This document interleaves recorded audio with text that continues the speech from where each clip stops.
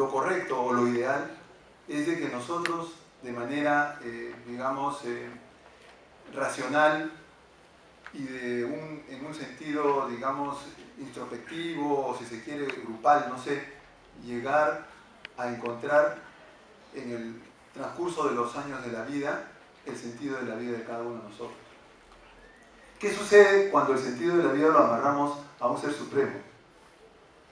Claro, puede ser que sea algo positivo, como por ejemplo, el sentido de la vida es que yo sea profesor de la universidad y sea padre de familia y toque guitarra o qué sé yo, ¿va? Muy bien.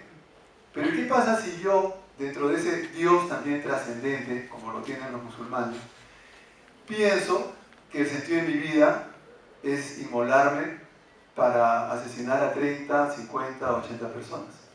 ¿Qué sucede? También es un sentido de la vida. En este caso, de un Dios también trascendente, un Dios monoteísta, igual que el Dios cristiano, y que lo estamos viendo. Y no solo eso, sino que también en el cristianismo, por ejemplo, el sentido de la vida de todos los cruzados fue recuperar Jerusalén, la tierra protegida, la tierra santa. ¿Y cuánta gente murió por eso? Por ese sentido de la vida. El sentido de la vida de los reyes católicos fue limpiar de judíos la península ibérica. Hicieron la expulsión de los judíos más o menos en los años 1500. Ese fue su sentido de la vida. ¿Y quién se los dijo? Un ser supremo. Porque estaban apoyando, digamos, su pensamiento. Y así, estamos viendo los problemas que hay, por ejemplo, entre Pakistán y Irán, y Pakistán y la India. Dos países subdesarrollados, con un montón de pobreza. Sin embargo, ambos tienen bombas atómicas. ¿Cuánto ha costado eso? ¿Cuánta gente pudo haber comido bien con ese dinero invertido? ¿Cuánta pobreza pudo haberse eliminado? Pero sin embargo, esa gente tiene sentido de la vida. Pues. Y el sentido de la vida se lo da Alá. Y el sentido de la vida se lo da Shiva o Vishnu. ¿No? Y ellos buscan el sentido de la vida de manera trascendente. ¿Estás levantando la mano para preguntar o estás bostezando? Quiero preguntar. Ah, ya. Espera un ratito que vayan a terminar.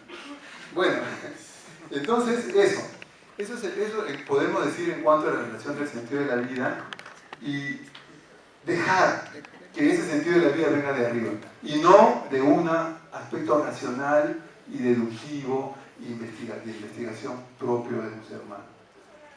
El otro aspecto es en cuanto a la lectura literal de un libro sagrado, no solamente la Biblia, podría ser el Corán o los Vedas, o cualquier otro libro sagrado. Perfecto, ya no se va a leer de forma literal estos libros, pero ¿cuánta gente murió cuando sí se leía de forma literal? Cuando porque, por ejemplo, Galileo dijo que la Tierra giraba alrededor del Sol. Y sin embargo, un pasaje de la Biblia, cuando Josué le pide a Dios que le alargue un día más para poder seguir con su matanza de los pueblos no judíos, dice en la Biblia de que Dios detuvo el sol. Y por esa frase, o por esa oración, Galileo fue juzgado. Y Galileo fue sentenciado. Y Galileo fue detenido de por vida. No llegaron a quemar, pero por lo menos tuvo una, como le llaman, detención domiciliaria, con términos actuales. ¿No? Y así, un montón de Giordano Bruno fue quemado. Y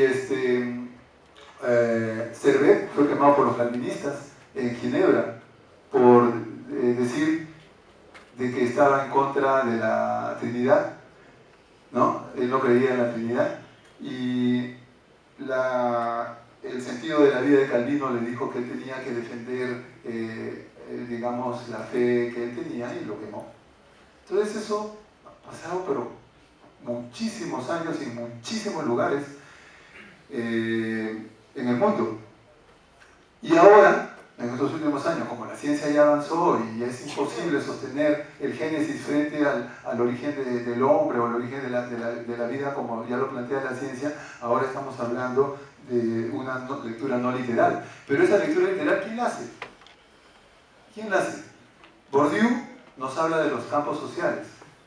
Y así como hay campos médicos, o sea, cuando ustedes tienen alguna pregunta sobre oftalmología y les duele el ojito, les duele una legaña, ¿a quién van a ir?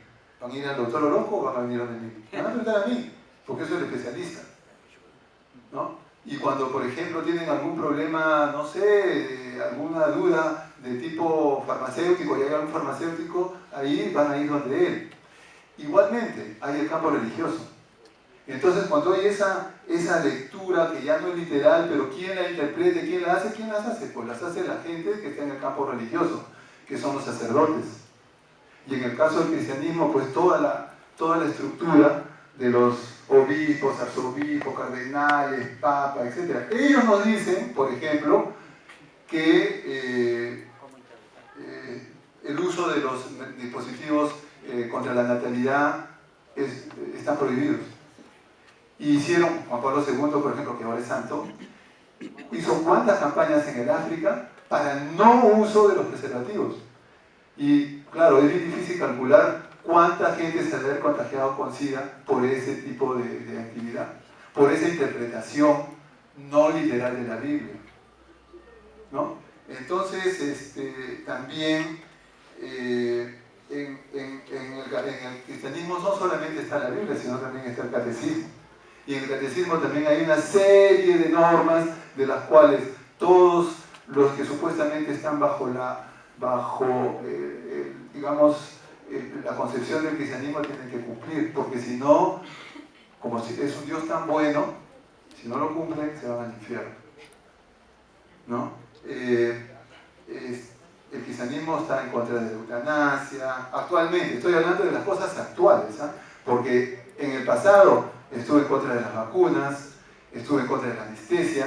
Cuando la anestesia se quiso utilizar en las primeras mujeres para que disminuya el dolor del parto, los primeros que saltaron y se opusieron a eso fueron los religiosos. ¿Por qué? Porque la Biblia decía, pues parirás con dolor, ¿no? Entonces, y así es. Y así una serie de interpretaciones. Por ejemplo, ¿por qué creen que no hay sacerdotes mujeres? ¿Por qué no creen que no tenemos, por ejemplo, un cardenal mujer? ¿Por qué no hay una papisa? Bueno, pues dicen que hubo una papisa pero que se disfrazó. Pero ¿por qué no hay? ¿Por qué no hay sacerdotes como lo hay en muchas otras agrupaciones cristianas, principalmente anglicanas? Y si vamos todavía más allá, ¿por qué no permiten a los homosexuales ser sacerdotes? ¿Por qué no? ¿Por qué podría haber esa discriminación? Pero ¿saben por qué es? Porque, por ejemplo, se apoyan en que los 12 apóstoles todos eran hombres, no había ninguna mujer. Así que las mujeres, por favor, esperar a la siguiente religión, porque en esta no van a poder entrar, ¿no? Además, la otra cosa es de que ¿qué nos garantiza que con la evolución o el paso de los años sigamos siendo católicos acá?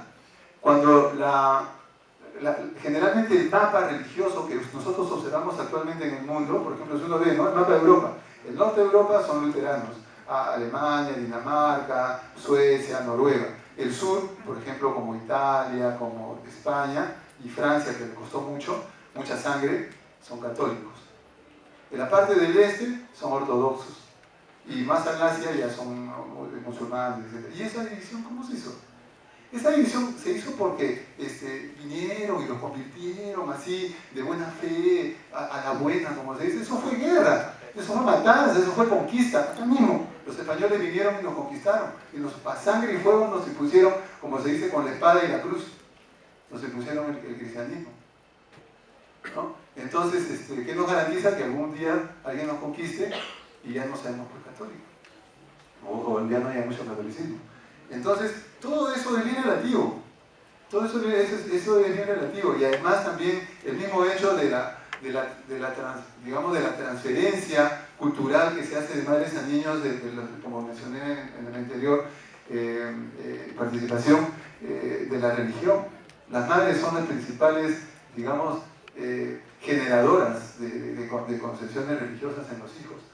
Además de que nosotros, como peruanos, hemos firmado un contrato, Perú, con el Vaticano, que se llama Concordato.